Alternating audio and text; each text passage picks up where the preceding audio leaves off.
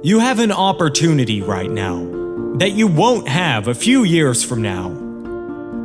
This is an opportunity of a lifetime. Your family are counting on you to study hard.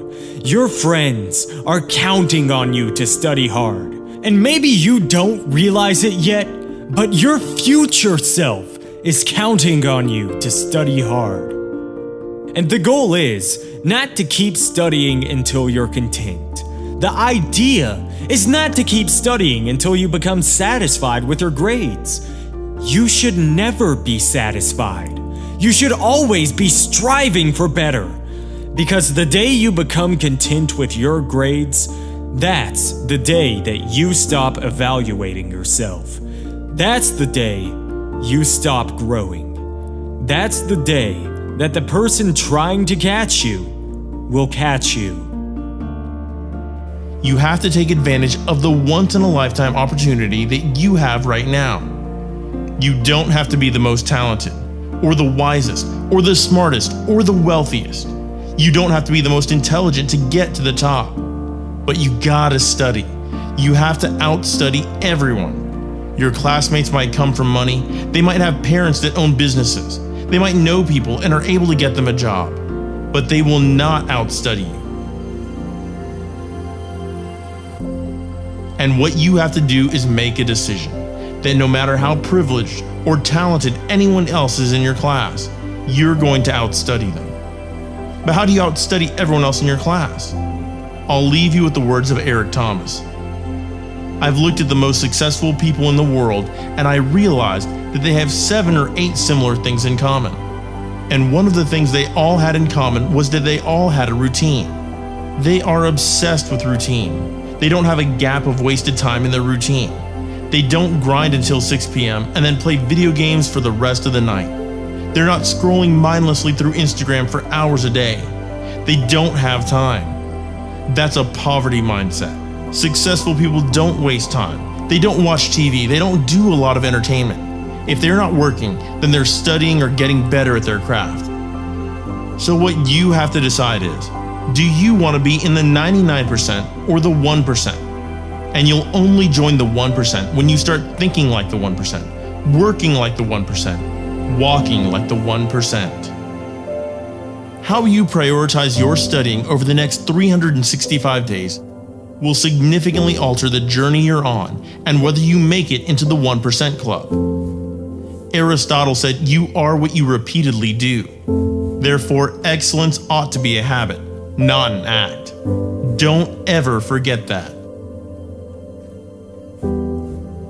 As Coach Jay said, I'm not your coach right now. I'm your conscience. You're in a fight between will and skill. I say will first because that's where you are. You're locked and loaded with skill. You're studying every day. You're putting in your work. You're buying everything. Your books, pens, notepads. You're making the investment. You're living your dream. You're walking like your dream. You're surrounding yourself with your dream. You're studying until late at night and waking up early to do it all over again.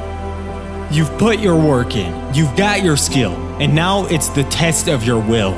It's a mindset thing you're in right now. It's a mindset thing. Because your challenge isn't moving. Your mountain is not moving. You don't feel like you're making any progress. You're not physically moving when you see everything else around you and other people around you moving. You're not making progress. You're in a test of your will right now because life says it has a little more test for you. It's no different because you messed up, because you fell off the wagon, because you failed an exam, 2 exams, 3 exams, you gave up on your studying, you dropped out last year, and you really want your dream to happen, and you're putting in your work, and nothing's happening yet. This is our moment, ladies and gentlemen. This right here is our moment, guys. You've all got to think about that just for a minute. This right here, this moment right here, this is our moment to where we make what we have been dreaming of into reality. The exams you have coming, it all starts in your mind. You've got to fall back on everything that you've learned, Everything that you've prepared for, every hour you've spent studying for it, you've prepared well for this. Dreams can become buried under discouragement, buried under past mistakes. There are dreams buried under failed exams, buried under low self-esteem. It's easy to settle for average grades, even though you have all this potential buried on the inside. All of us have things that we're believing for, something we want to accomplish. Deep down, we know it's a part of our destiny. We can feel it so strongly, but then we hit some setbacks. We didn't pass the exam. Our results weren't good enough. If you do your part and start believing again, get your passion back. It's on the way. Go back and try again.